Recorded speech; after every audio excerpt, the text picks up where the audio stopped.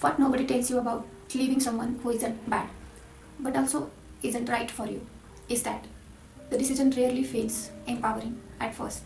It feels wrong, confusing, like you are making a mistake.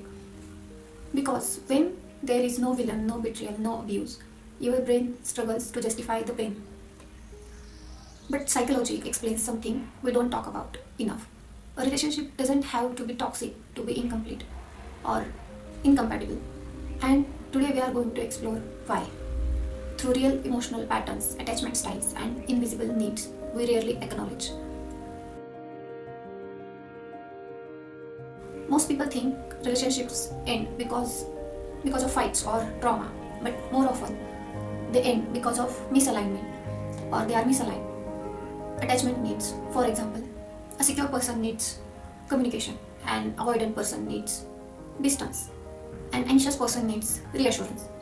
None of these needs are bad, but together they can create silent friction so the relationship doesn't explode. It just drains. No villains, no cruelty, just unmet emotional needs.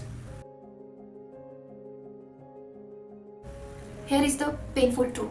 The hardest relationships to leave are the ones where both people are trying, but in completely different emotional language. An avoidant partner might show love through stability, routine, acts of responsibility, while an anxious or secure partner might need vulnerability, emotional depth, verbal reassurance.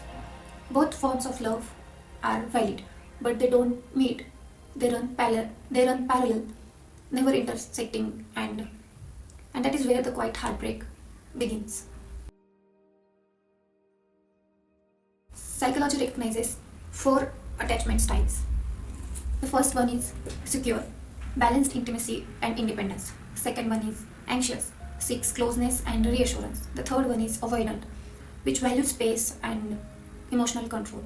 And the fourth one is fearful avoidant, in which one wants love but fears it. With different attachment needs fall in love, the relationship can feel almost right but never fully nourishing. Not because either is bad, but because they soothe differently and suffer differently. This is when the real damage happens. No yelling, no betrayal, no dramatic toxicity, just silent misattachment. An anxious partner might say, I don't feel understood. An avoidant partner might hear, you are not enough. A secure partner might feel, I'm giving more than I'm receiving. And slowly, love becomes work. Not growth work, survival work. And that's when leaving becomes necessary, even if neither person is wrong.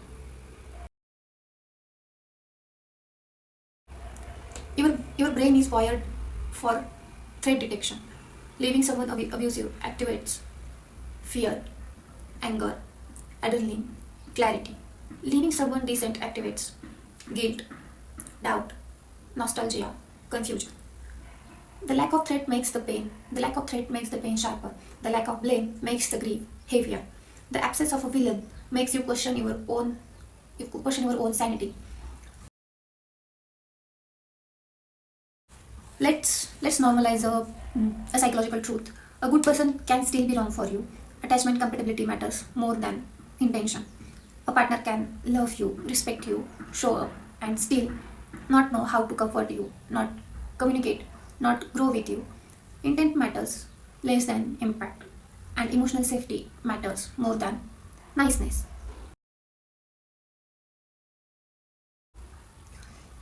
Let's take a few examples. An anxious partner needs reassurance, wants deep conversations, values emotional closeness. An avoidant partner avoids vulnerability, needs space, self soothes privately. Together they fall in love, but they exhaust each other. The anxious one feels abandoned, the avoidant one feels suffocated. No one is abusive, but no one is fulfilled.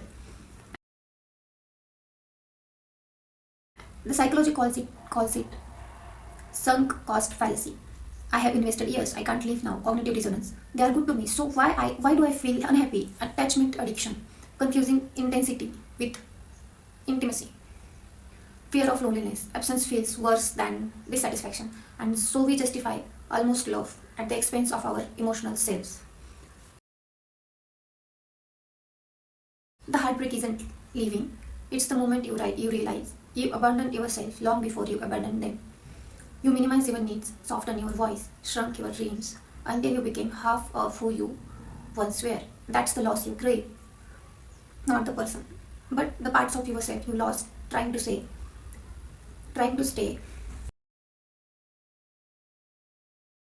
The aftermath is not triumph, it is confusion, guilt, sadness, relief, anger, nostalgia, all at once. You miss the routine, the familiarity, the comfort, but not the version of yourself you became in order to keep it.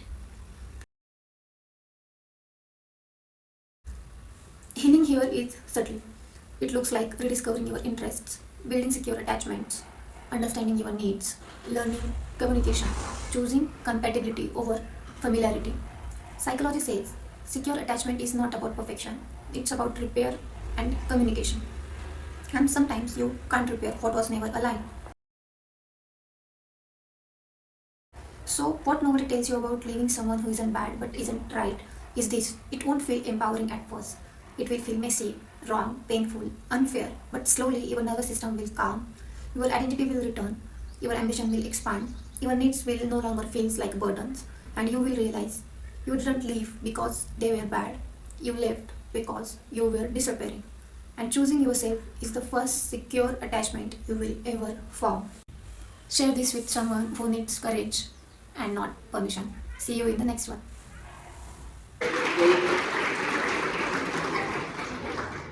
थोडं practical बोलेल madam. म्हणजे खूप चांगल्या प्रकारे तुम्ही मार्गदर्शन केलं. माझी मुलगी या शाळेत आहे. निम्म्यापेक्षा जास्त पॅरेंट्स फक्त येतात एक फॉर्मॅलिटी म्हणून. बरोबर आहे? नाही आहे, खूप लोक आहेत.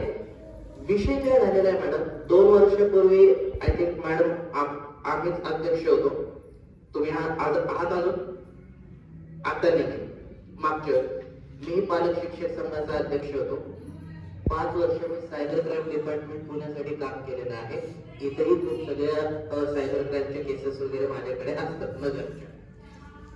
विषय काय होतो मॅडम माहिती का,